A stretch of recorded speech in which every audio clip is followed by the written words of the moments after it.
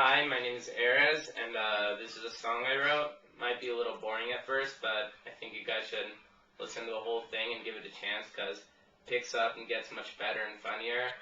And it's called Night of My Life. Well, I came to pick her up at 6:45. She opened the door and I thought I was in heaven. Her smile, her scent, she was like an angel.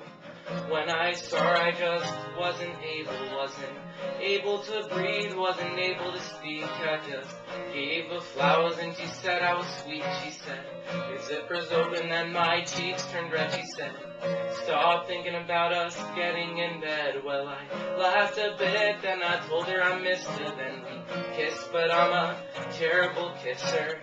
She said kissing really isn't tough.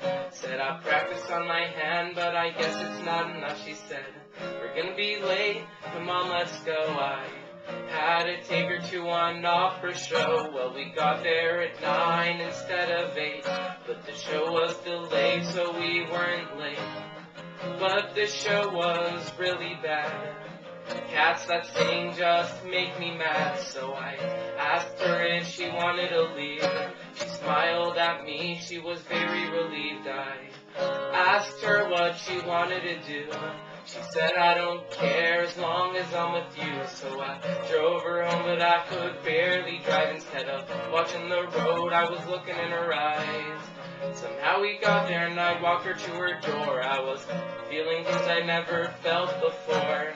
Then she told me to come inside. My nerves are simply impossible to hide. I asked, are you sure it's not too soon? She said she was sure, then we went to her room. She was my dove, my angel from above. I couldn't believe we were making love. The fan was shaking, it could have fell any time. So I stayed on top to make sure she would be fine. It was really special, it was our first time. But then I think I committed a crime, yeah.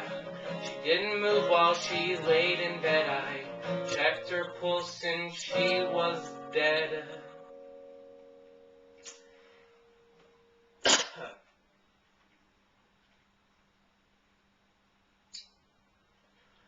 Well, I was in a pickle, so I took a deep breath. I couldn't believe I fucked a girl to death. But she looked so hot, her perky tits were showing. So instead of stopping, I just kept on going. And was committing this terrible sin. The psychotic dad walked right in. He said, you said you'd wait for marriage, you lied. I said, not only that, but during sex your daughter died. Chased after me, so at first I ran, but then I stopped because I had a plan. I said, if you want to join me, I swear I won't tell. Then he looked at his daughter and said, what the hell? He was fucking her ass, I was fucking her throat. Then her brother came in and did the motorboat. I couldn't believe it, this kid was only 6, and he was sucking on his dead sister's tits. There was cum in her cheeks, cum all over the place. Then I shaved my pubes and I threw them on her face. I put my dick in her mouth, then she opened her eyes. I couldn't believe it, she was alive.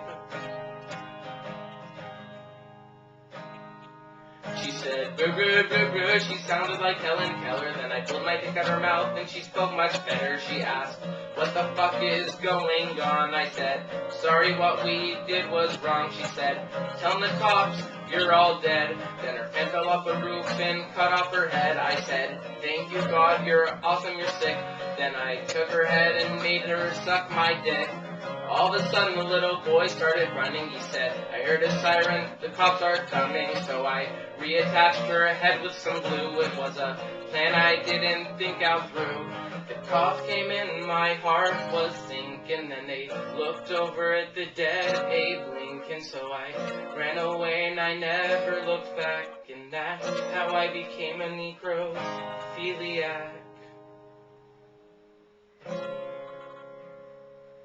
And this is a true story.